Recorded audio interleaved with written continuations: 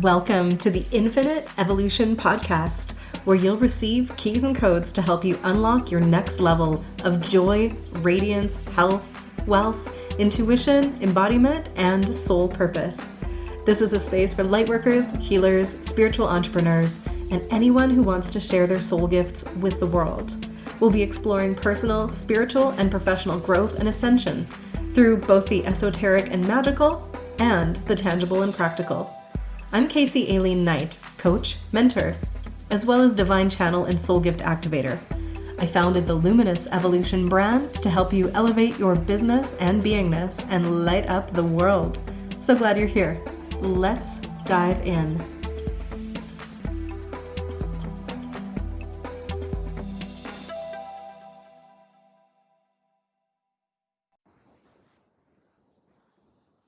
Hello, beautiful ones. Welcome to a conversation about energy magic and magnetism, specifically for people who are running a business. But even if that's not what you are up to, and you just want to have some codes to bring in more magic and magnetism and miracles into your life, keep listening, because I have Molly Mandelberg here with me, and she and I are going to have this conversation that is going to drop some keys and codes for your next level evolution in terms of being able to just magnetize in the magic that already exists in you, but also then like see it reflect in your outer reality. Is I think where we're going with this. Like, you're already so magic. Let's bring more of that to the forefront of your life. So Molly is a business wayfinder, and she's the founder of Wild Hearts Rise Up. She's the creator of a Magnetic Influencer Collective, and also the writer and illustrator of the Wild Hearts Rise Up Oracle deck, which I cannot wait to get, by the way. It just sounds so juicy and magical. She's also the host of both Tactical Magic podcast and the Reveal the Game of Life podcast, as well as a best-selling author. So she's a certified NLP coach. She's an Access Consciousness Bars Facilitator and a Transformational Leadership Coach. So she is playing with the magic and also that subconscious reprogramming that I love to do to make the magic actually stick and stay in your reality, because you can do all the magical activations and meditations you want, but if you can't reprogram your subconscious mind to believe it, it's not going to stick around.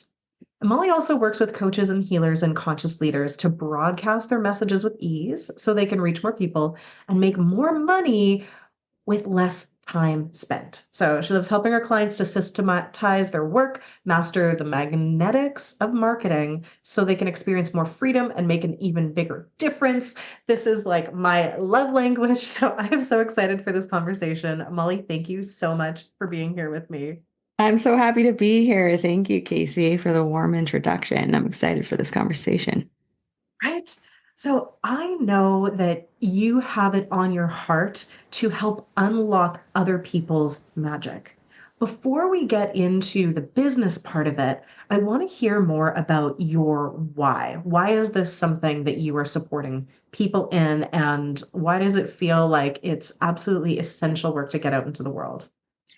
Yeah, I mean, I think as many healers and practitioners find their way to their work, it was unexpected and it was divinely guided. I had an experience with a practitioner where I feel like she saved my life. I feel like she changed something in me that would never be the same, and that I had an epiphany of, if she could do it, I could do it. And what a way to spend my life, to be supporting others, to have life altering shifts like that. And that sort of set me on a new trajectory of uh, getting trained in modalities, learning how to bring them forward. And then, like, very early on in my business as a healer, I became aware of, serving one to one, there is an innate cap on how many lives I can touch, on how many people I can work with. There's just so many hours in a day and so many days in a week. And so much of that time that I also want to be traveling and living my life and making art and doing other things. And so I felt this barrier of how much I could do in the world if I stayed one-on-one. So I started going down these rabbit holes of like, what's it like to lead a workshop? And I had debilitating stage fright. What's it going to take for me to get through that fear to be able to even host a workshop? And if I host a workshop, like, what am I inviting them to after that? And how does that all work? And how do I even make an offer that's compelling? And who am I even trying to get into these workshops in the first place? And so I had a couple years of like deep introspection and, very emotional niche switching, which is not a bad thing, but it's something I think a lot of us need to do in our early years of business, is give ourselves permission to experiment and find what that modality, what that format, what that audience is that we deeply are here called to serve. And so I went through that process for a few years, and I'll say it's constantly evolving and changing still to this day, 10 years in. But yeah, it was one person changing my life and me realizing that that's something I'd like to do also. Hmm. I love that. And it's such an inside out journey as well. I'm hearing you say you're going through these shifts and changes and evolutions, and then you're holding space for other people to do it too. So I Yeah. love that because it means you're deeply embodied in your work, first off, because I don't know if you've seen this too, but there are also teachers out there who maybe are not quite as deeply embodied, and they are teaching things that they don't actually have as that innate wisdom because they've gone through it. Yeah. So I love finding the embodied teachers who are out there supporting people, and they're like, you're actually holding the codes for how to do it because you have gone through it. So Yeah. I love that. What were you doing before you stepped into this healing work? I was avoiding a path at all costs. This is the part of my story less people will relate to, but I finished college at 22, and the only thing I knew I wanted was to travel. And I very stubbornly didn't want a job that would make me stuck anywhere. So I started traveling. I started working a job I hated for a few months, get enough money together, travel the world. I would spend winters in places like Thailand and Colombia and um, like just going somewhere warm for the winter. And then I would come back and work a job and visit family and go to music in the summer, and then work another job I didn't care about quitting until I had enough money to go abroad in the winter again.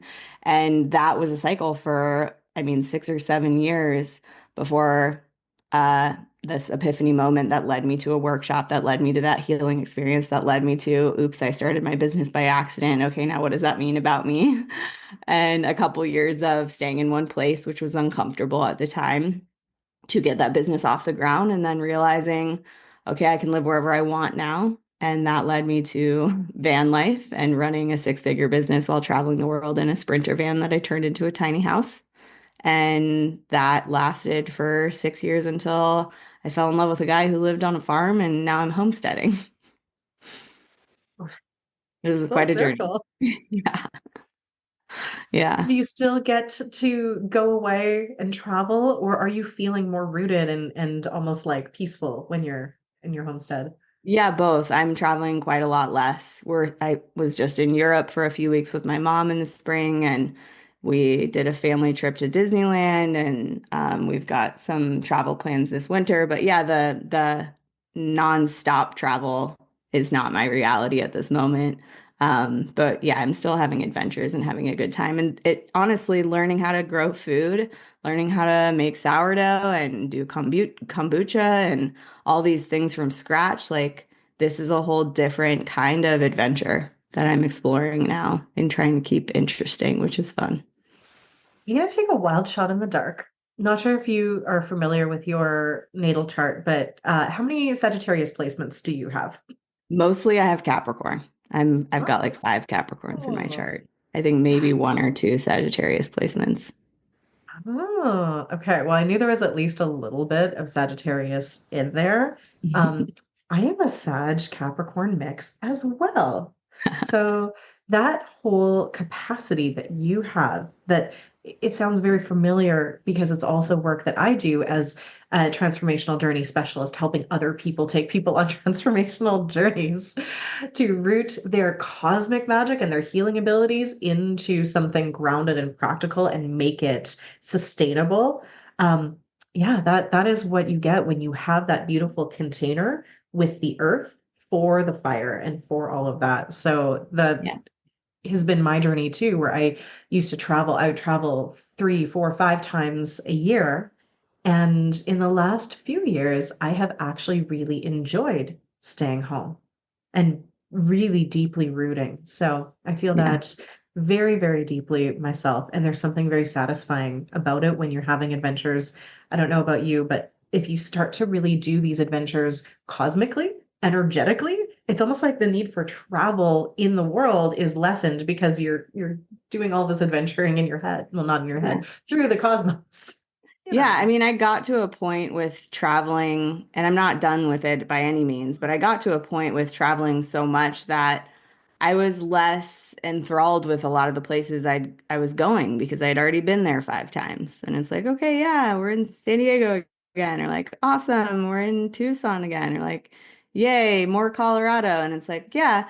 And there were things I wanted to build that I couldn't build from the back of a van. And some of those things are now opening up, like a space for healing work to be done, like on land, and like actually sustainably learning how to grow our own food and feed ourselves, Mhm. which my partner's been doing for years, but I'm learning how to do that and be a part of the process. And that's something I had been craving for a long time and didn't know how it was going to manifest or show up.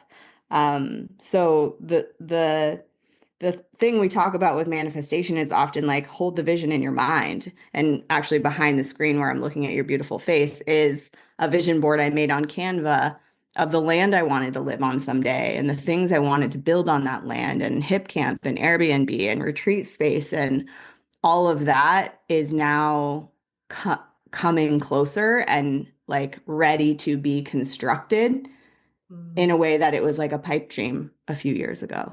And Mhm. I was looking for investors to help me buy land. And now suddenly my partner just purchased the land that we live on. And I didn't even have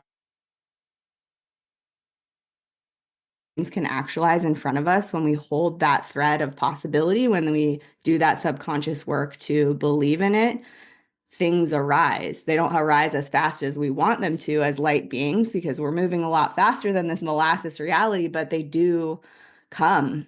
And getting to sit in like awe and wonder and acknowledge that I've been asking for this and here it is now Mhm. is really beautiful.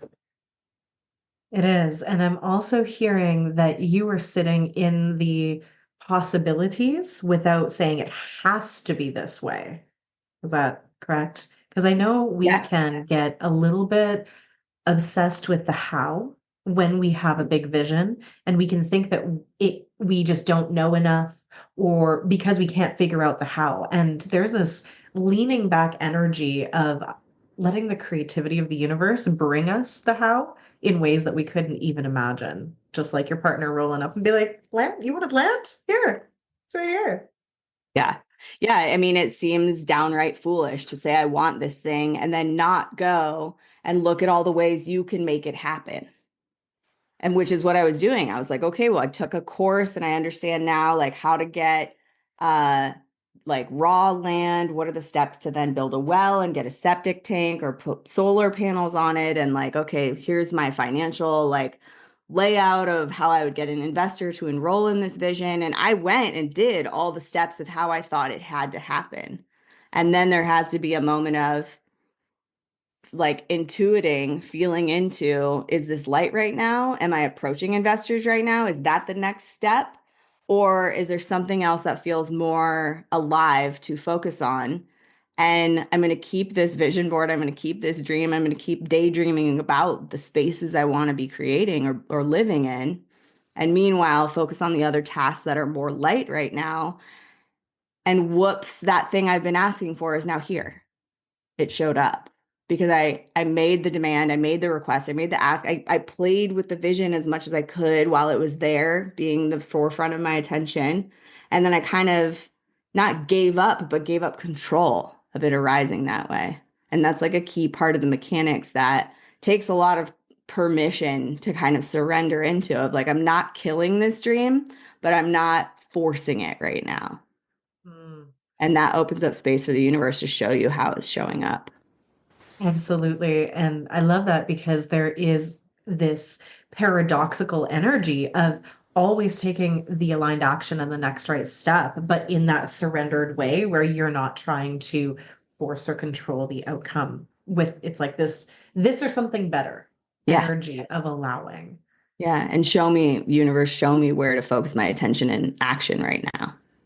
Absolutely. And you're speaking of this in terms of building the physical business that you're in and all of these dreams that are going to be very rooted and practical. But this conversation applies to building anything, manifesting Anything. anything, especially though, the conversation we want to have about the energetics for building a spiritual business where your divine service is something that you are co-creating with spirit and manifesting and building all at the same time. Let's dive into that.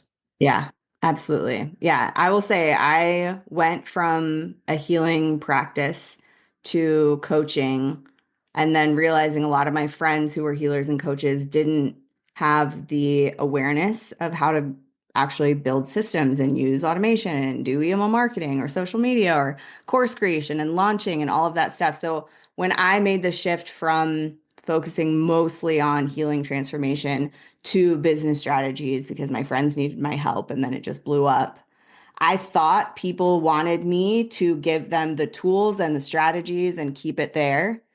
And what I found was it doesn't matter what tools and strategies you take action and create. If you're not also energetically aligning with what you're creating, which I know you are a big advocate for, Casey, that it won't work, that you have to bring the energy and the magic into it. And so I had this beautiful moment where I was like, oh shit, I need to synthesize the magic and the healing and the transformation in with all the business and the tools and the setup and the like strategy, or it's not going to work. And it wasn't. It works when we do both. And so it's been really fun and beautiful to kind of recognize that's my actual job here on this earth, is to do both, is to bring the magic forward and remind people of how downright potent they are, and to be that wayfinder of like, hey, this one feels heavy. That's not the project we're taking action on right now. You said you wanted that to come to life, and it may not be the thing that right now needs your focused attention. There may be some universal aspects that need to alchemize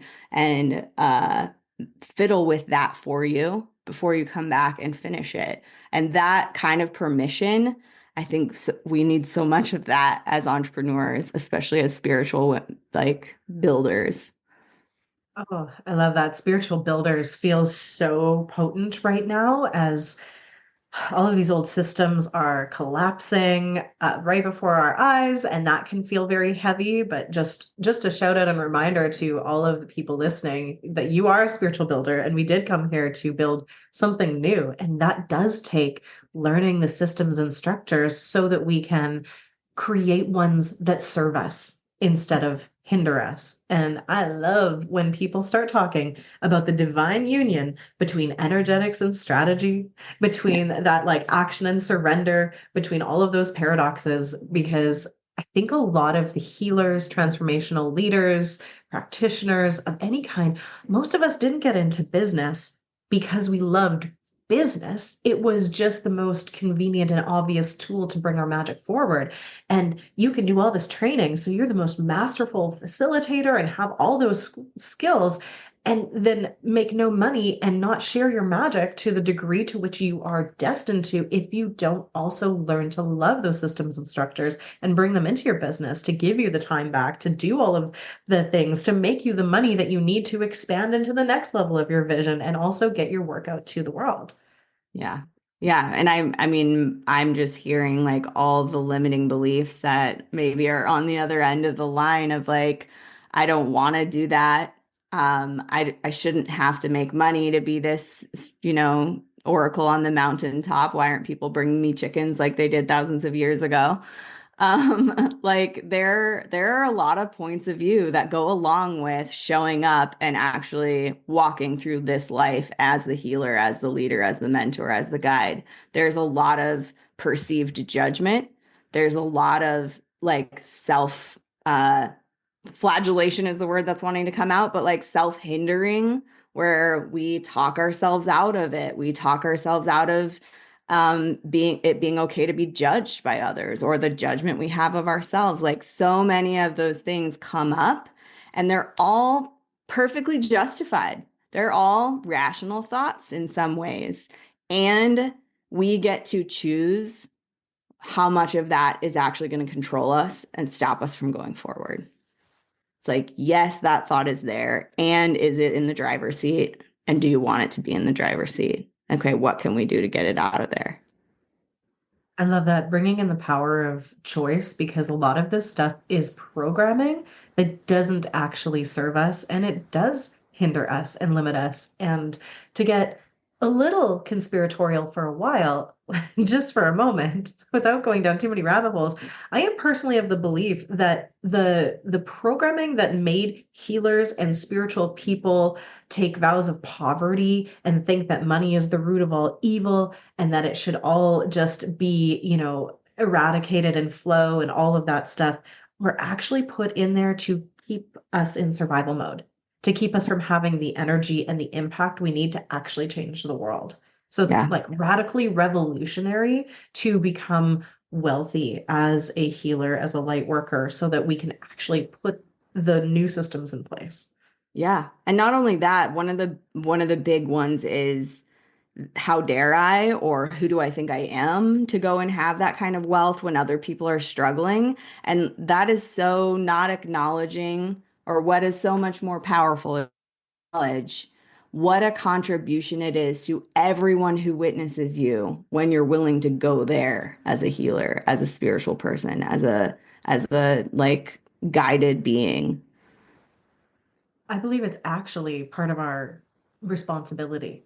And it's very much reminding me of that Marianne Williamson quote about shining your light. But it's Yeah. really, who are you not to become wealthy enough to actually help people at the degree to which you were born to do? Like, you staying broke and powerless serves no one. Yeah. How dare you shy away from your own brilliance? Let's shame people into it. Just kidding. Will that work? That's what they're used to, right? That's what I'm used to. I totally get it. Yeah. If we're gonna judge ourselves and shame ourselves into a pathway, we might as well judge ourselves and shame ourselves into a pathway that works for us. Just a little workaround. Or we could do it kindly in an inspirational way, but let's put all the cards out on the table. It actually is selfish to stay playing small. And selfish, again, not super in a judgmental way, but it's from the ego trying to protect you. So it's focusing only on you and not the people that you're here to serve.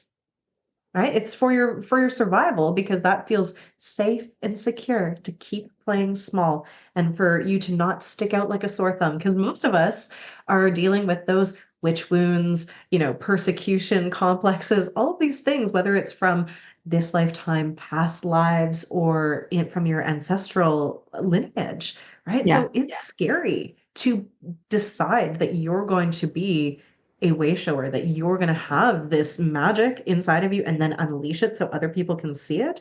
Let's talk about that Wait, process. I just want to take that one step further into the money conversation because that's a big trigger point for a lot of us.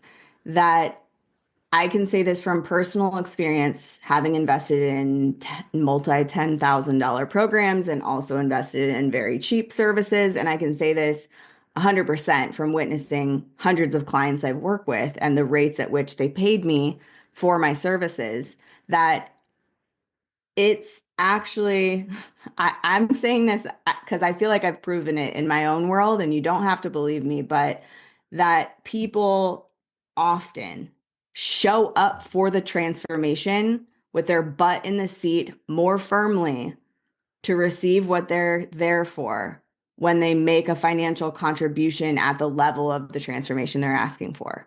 And so the lie is that I have this beautiful healing transformation. I need to give it away for free, or I want to give it away for less so more people can get it. And I want to speak to that also in some way being selfish, because the transformation they're here for requires an energetic exchange that is bigger, perhaps. And when we're willing to actually be aware of that, to use consciousness when we set our pricing, to use consciousness when we like have the money conversation with a person, what's the rate that is required for them to actually show up, for them to actually get this shift, that it may be a number that's higher than you've been charging. And that's not from a place of you need to charge more to get ahead, and that's how you become successful and you exceed beyond everyone you know. It's like, no, what's the number that actually is going to summon the transformation that's this exchange is about? That is such a beautiful conversation to have. And I've seen it over and over in my business where I have given things away or for, less than maybe they energetically needed. And those people absolutely did not show up to the degree Yeah. that they needed to get the transformation. So I am fully with you. And I will also share my background was always about loving the flow, and I was not huge into systems and structures. And about 4 years ago, I invested in the, like 10 to 15, I think it was at least 15K in a program to teach me that stuff. And even though I hated it, even though I resented it, I did not like it at all. You better believe I learned that stuff. You And showed I up. love Me too. it. I showed up and now I am obsessed with it. And had I not paid that kind of money to do it, I would have gone, oh, I don't like this, so I'm not going to put my energy into it. Yeah. It really does fuel us. And I will go so far as to say that the transformation starts with the transaction.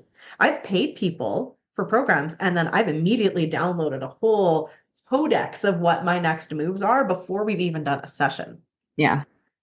Definitely. Yeah. The choice is what triggers the transformation to begin. Absolutely. You don't, yeah, before the materials even start. Yeah. And the $25,000 program or whatever that I went to, I showed up for every single call. I showed up for every single event. I worked through every single template because you're damn right I was getting my money's worth if I was going to invest that heavily. And having to make a monthly payment so astronomically beyond my income comfort level at that time forced me to use the tools and up level my income because I had to. It was non-negotiable. I have this payment. I'm not going to not make it. I'm going to create a reality where that's possible for me each month. And that's like part of the dynamics of like the need and tug of money in reality is when there's something you're committed to, you will create a reality to support it. And so that comes back to that choice. What are you choosing? What are you committing to? And what are you willing to commit to that's a little bit uncomfortable or beyond what you thought was possible for you?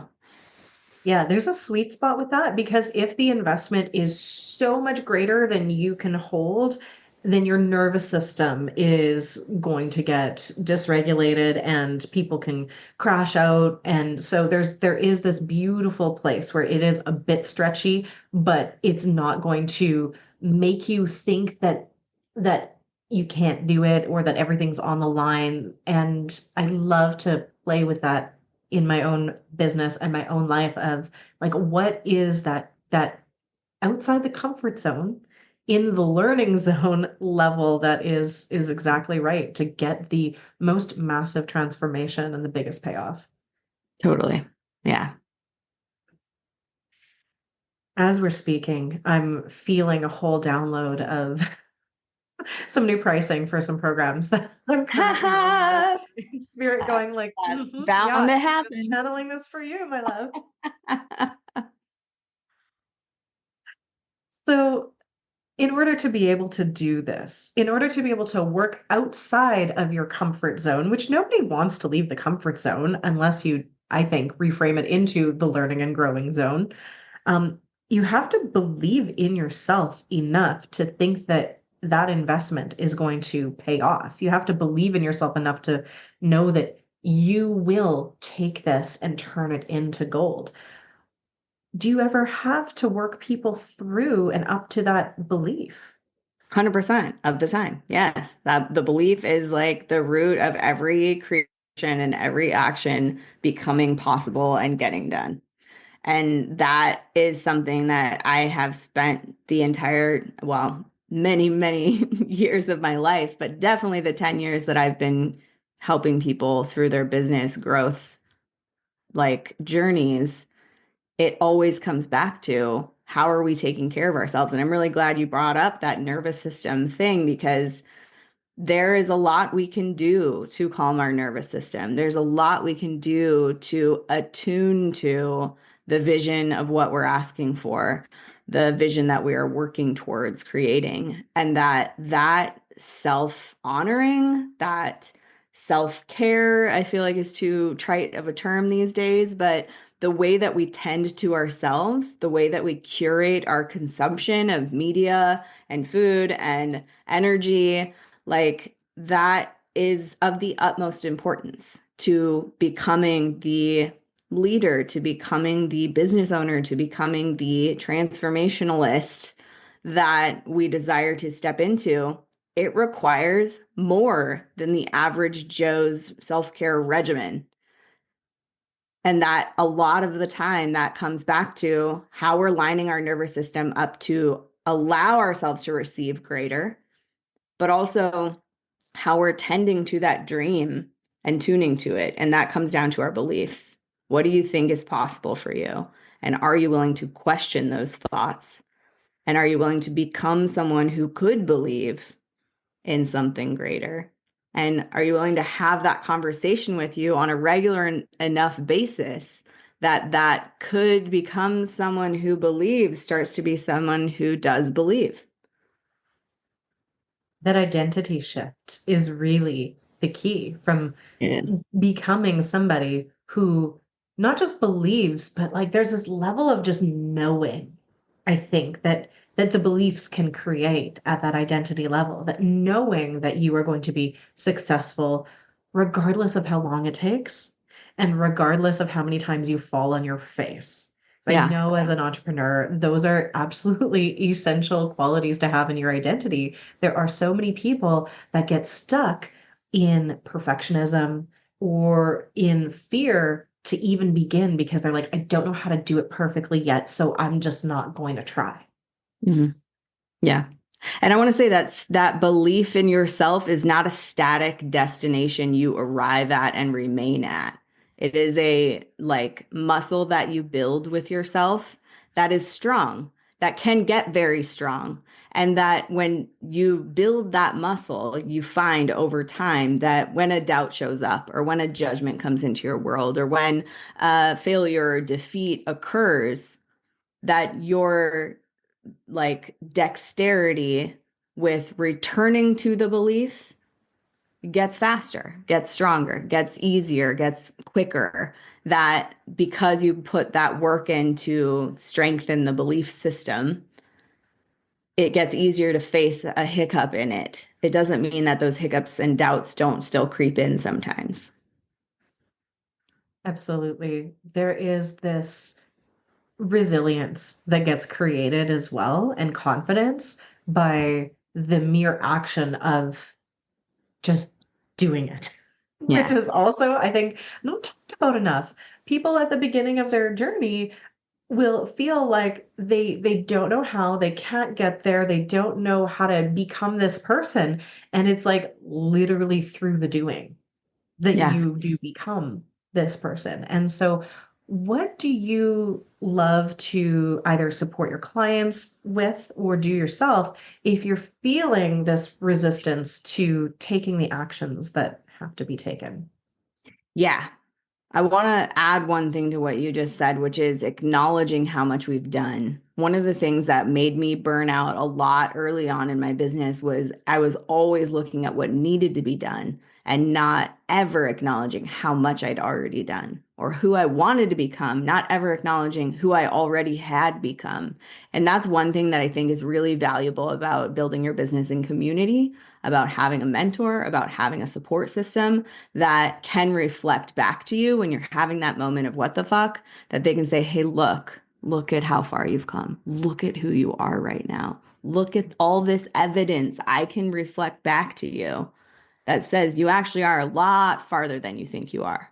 That is one of the most invaluable things about having a mentor, about having a community, about having not just friends and loved ones, about having people who are building a similar kind of business to you that can witness you on that journey and remind you that you're not crazy for wanting to create what you're creating. That is like the only reason I'm still in business is because I managed to have that and start that kind of engagement with peers early on in my business and lean heavily on it when I needed to over the years. So I just wanted to beam that out a little bit.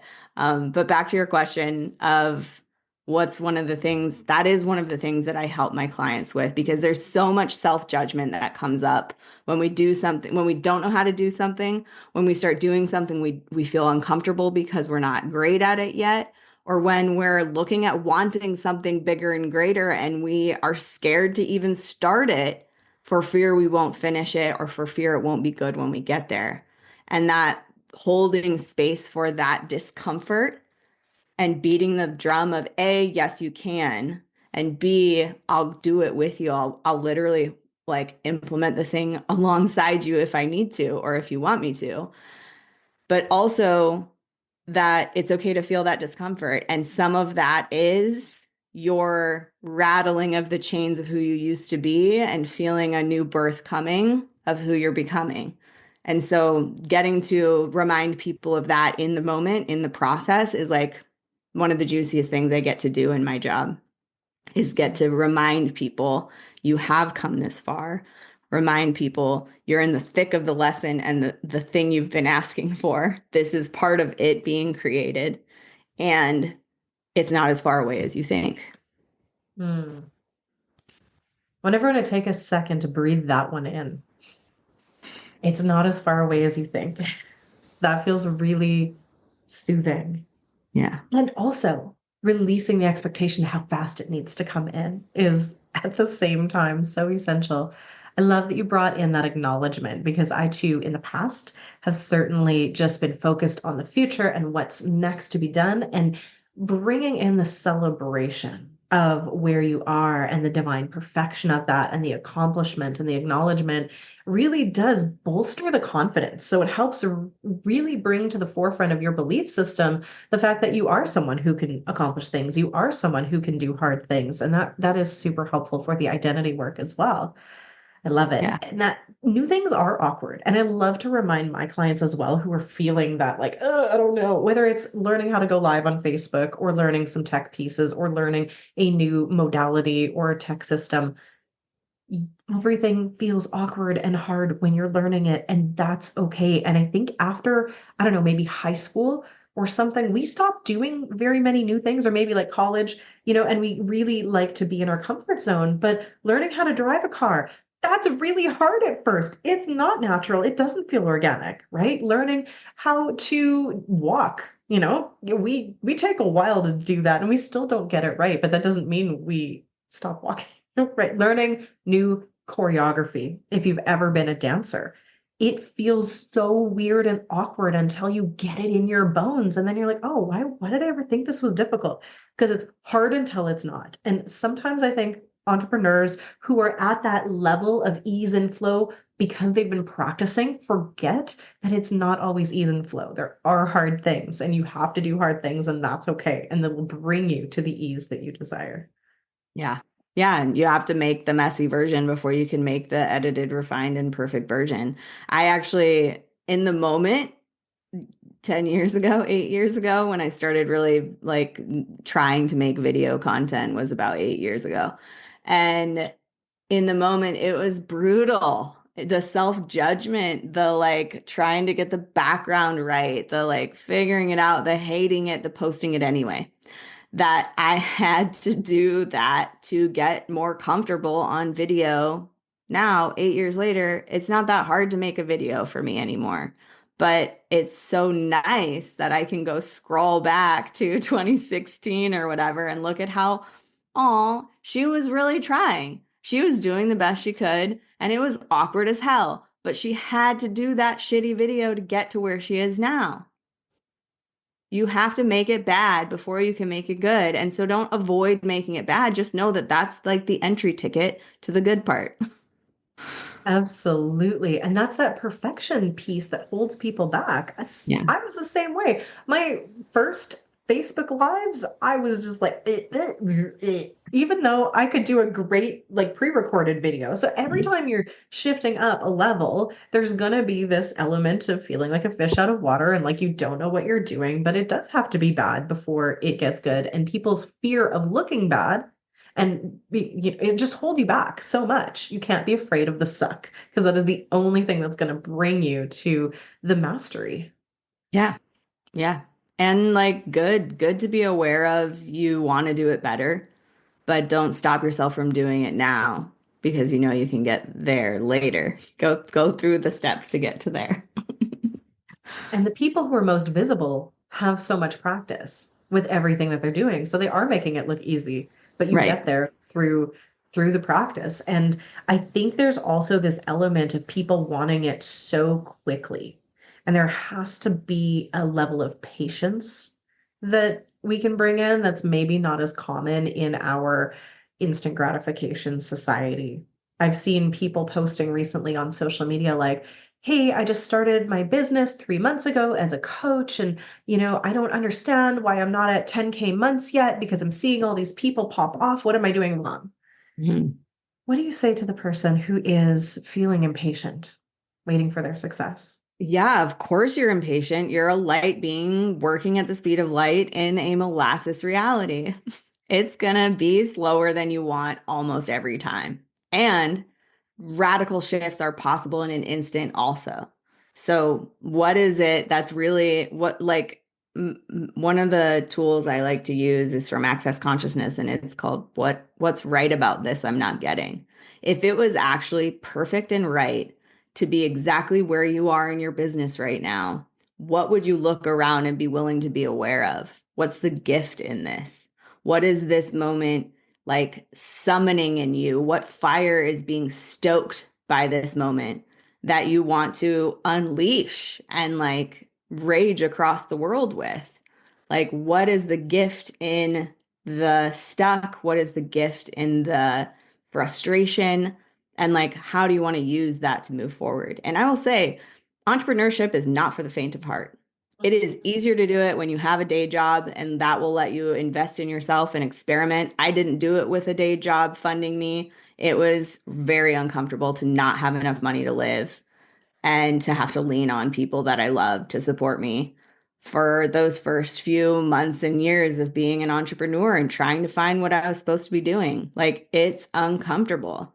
And that is going to summon some tenacity, some perseverance, some like unshakable force in you. And know that that's what it's designed to do. There is, I'm not a mother, but I know that mothering a child is a similar spiritual awakening. But being an entrepreneur, especially one trading in wisdom and guidance, it is wildly confronting. And so buckle in. If you want to do this for real and make a living and be like a sustainable business owner, buckle in for that discomfort. It is a ride, but on the other side of the ride is more of you. You get to come through it if you're willing to shake loose and rattle those chains and let the stuff that can't stay go. So it couldn't be more Mm, worth it, in my opinion. well said. There also will always be problems, challenges to overcome on the entrepreneurship journey. And just because you've been doing it for a while doesn't mean that the problems get smaller. They just get easier to navigate because you have more resilience. Yeah. But I think we can also keep ourselves stuck at a level because we're not willing to make mistakes and fall flat on our face because we're afraid of the consequences of that. But I know for me, I've learned so much from every mistake that I have ever had, which is like that access bars uh, thing you were talking about, where What's it's right like, about this what is one? the Yeah. gift? What is the lesson? And it's always that if I do it well the first time, it's actually an accident. I have no idea what I'm doing. And I had some really fast successes. Then I was like, oh, entrepreneurship is easy. I was born for this. Well, yes. And then I had the failed launches and the shit that did not go as planned. And I was like, oh, I actually don't know what I'm doing. And I was absolutely humbled on my journey. And I was like, oh, I need to actually learn how to do this sustainably.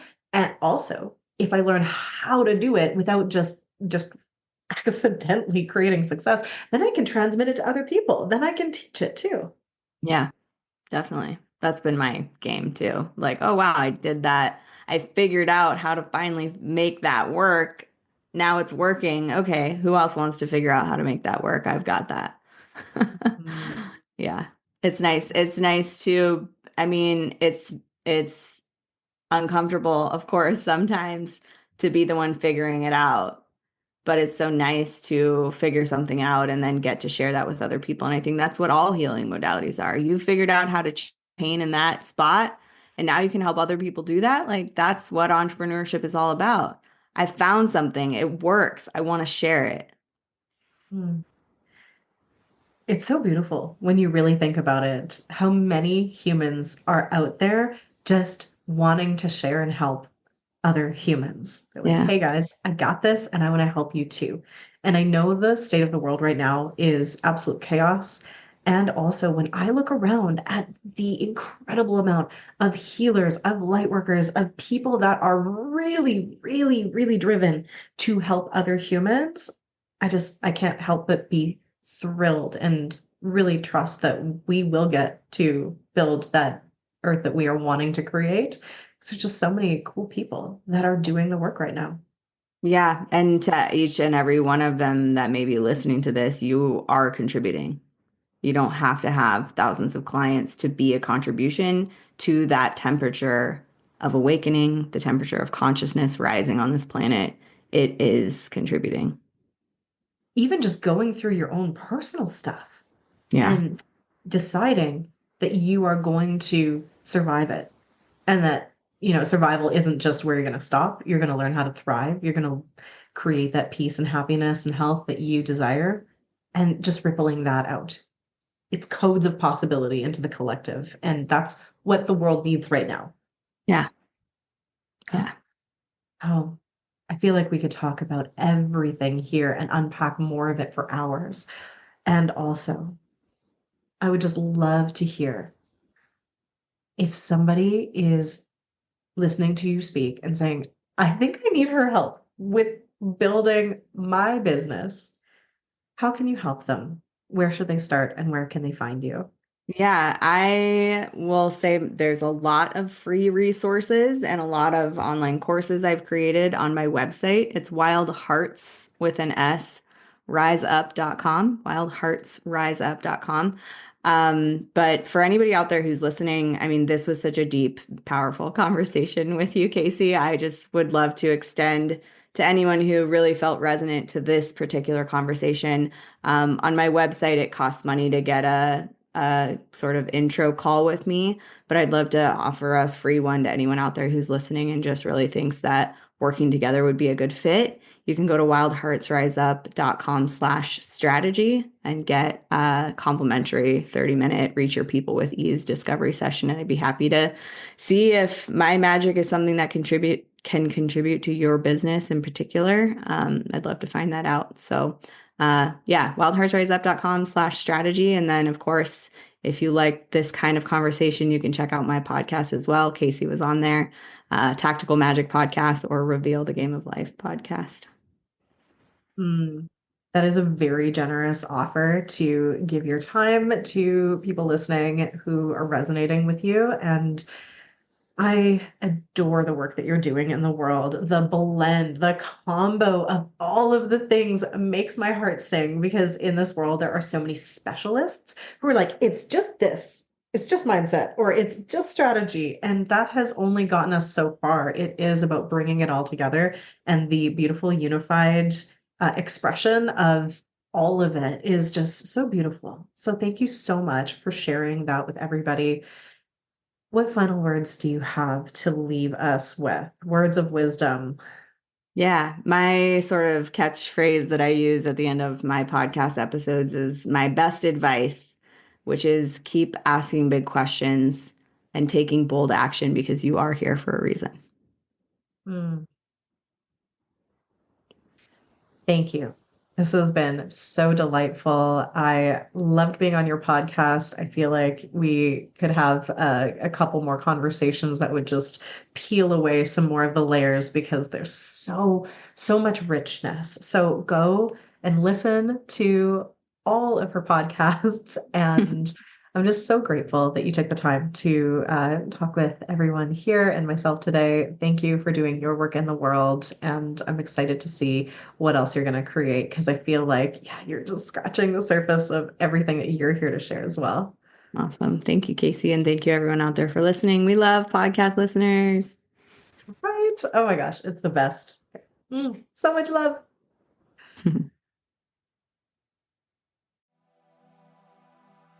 Thank you so much for tuning in.